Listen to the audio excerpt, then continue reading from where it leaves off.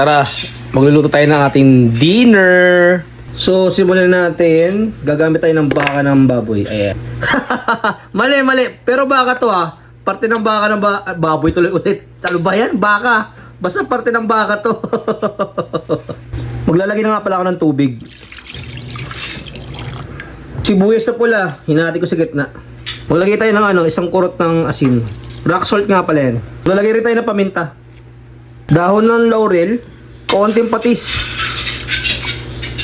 Magdadagdag pala ulit ako ng tubig para sa ating stock mamaya. Ayan. Siyempre, takpan natin. So, pakukulong ko lang yan sa loob ng isa't kalahating oras. Tapos balikan natin maya-maya. Maghiwa tayo ng aromatics natin. Bawang muna. Didikdikin ko lang yan.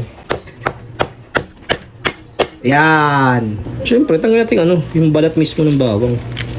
Hindi naman natin kailangan yan eh. Mismong lang. Yung bawang lang mismo. Ay no. Chop natin yung garlic. Ayan. Kahit hindi pilot chop, basta chop lang. Ikaw na bahala kung anong diskarte gagawin mo.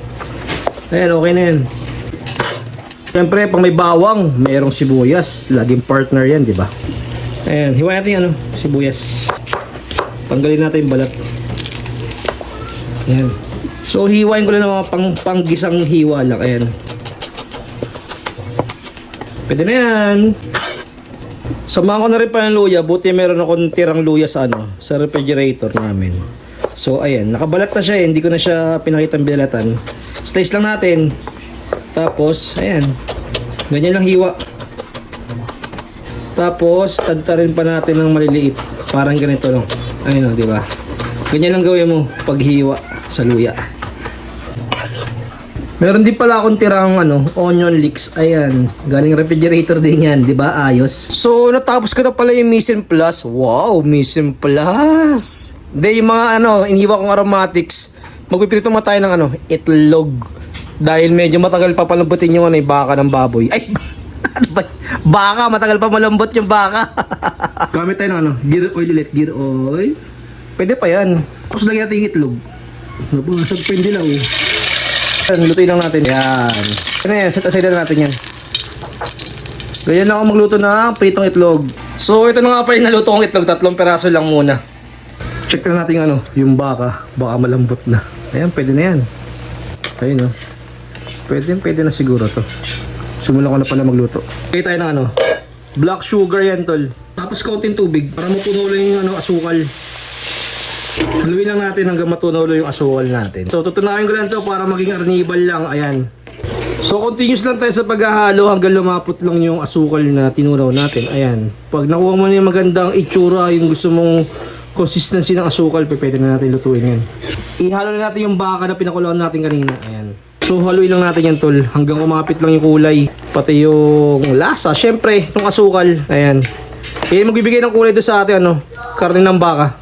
Maglalagay na pala ako ng sibuyas. Tapos bawang. Yung luya na hiniwa natin kanina. Tapos onion leeks. Haluin lang natin. Ayan. Halu-haluin lang natin. Lagyan natin yung pinagpakuluan ng baka.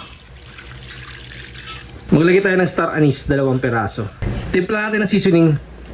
Tapos yung pangpaalat ko, patis. Hindi ako naglagay ng toyo patis lang.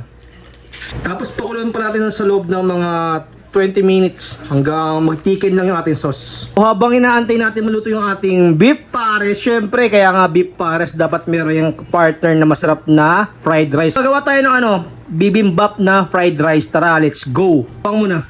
Meron ako tirang sweet ham. Onion leeks para masarap. Wala lang. Bakit ba? Gusto ko lang. Parang masarap talaga, diba? Haluin lang natin yan. Lagay natin yung bahaw natin. Ayaw ba? Kaya na. Ayaw pa rin. Uy! One more time. Ayan. Siyempre durugin natin kanin. Tapos halu-haluin lang natin. Medyo matagal-tagal mag-fried rice mga tropa. So pag nahalo mo na yung kanin, lagyan natin yung chow pan na bibimbap na flavor. Ayan. Powder pala siya. Tapos syempre haluin natin. Kaya nga fried rice halu-haluin lang natin yan. Hanggang kumapit lang yung pampalasa natin doon sa kanin. So ayan, malapit na pala maluto yung ating fried rice. Papatayin ko na pala yung apoy. Syempre tikman natin diba kung anong lasa ng bibimbap fried rice. Pwede! So kakatapos ko lang pala magluto ng fried rice natin. Tapos, maglalagay na pala ako ng pampalapot dun sa ating beef pares. Dahan-dahan lang ah. Ayan. Unti-unti lang hanggang makuha mo yung magandang lapot. O yung gusto mong lapot. Ayan, halo-haloyin mo lang. Medyo unti pa para sa malabnaw pa eh. Ayoko naman ng sobrang lapot din. Yung sakto lang. So, mag-a-adjust ka talaga kung anong gusto mo lapot. Ayan. Haluin mo lang. Kasi kumukulo-kulo pa yan eh. Ayan. So, para sa akin okay na to. Tara, plating tayo tayo. So, ito nga pala yung fried rice natin na bibimbap. Lagyan natin yung pritong itlog. Tapos yung beef pares natin. Ayan. Lagyan natin dahon syempre. Syempre ano pa hinatay natin? Tikman na natin yan. Tingnan mo yung itlog natin boy. Saktong sakto diba? Lagyan natin sa baon ng pares. Tapos kuha tayo ng karne. Yung pares. Damot boy. Fried rice. Sarap boy na combination. Itlog. Sarap boy. Kapa.